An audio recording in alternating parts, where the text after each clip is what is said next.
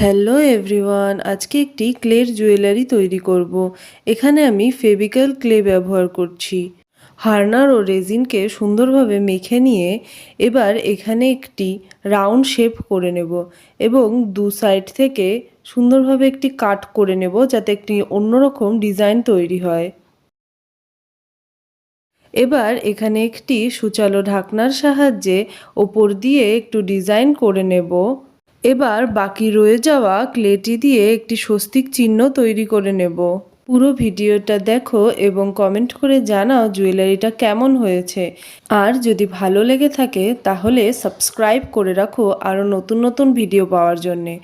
তোমরা যদি এই জুয়েলারিগুলো পারচেস করতে চাও তাহলে ওপরে থাকা ফেসবুক ও ইনস্টা আইডিতে ডিএম করে আমার কাছ থেকে জিনিসগুলো পারচেস করে নিতে পারো। এবার এই ক্লেটি পুরোপুরি ড্রাই হয়ে গেছে। এবার এখানে আমরা বেস কালার হিসেবে হোয়াইট কালারটি প্রথমে ব্যবহার করে নেব। এখানে আমি হোয়াইট কালারে দুটো কোট অ্যাপ্লাই করেছি।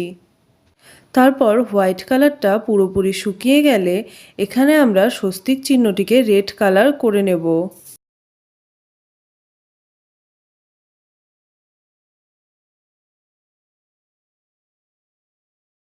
এবার এই রেড কালারটি পুরোপুরি শুকিয়ে যাওয়ার পর আমরা এখানে ডেকোরের গ্লস ভার্নিশটি ইউজ করে নেব।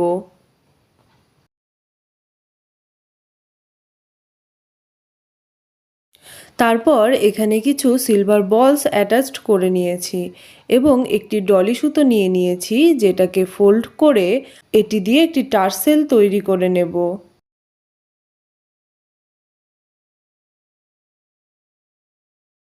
তারপর দুপাশে দুটো হোয়াইট কালারের কটন বল অ্যাটাচড করে নেব। আমার জুয়েলারি পুরোপুরি কমপ্লিট। এবার তোমরা কমেন্ট করে জানাও তোমাদের জুয়েলারিটা কেমন লেগেছে।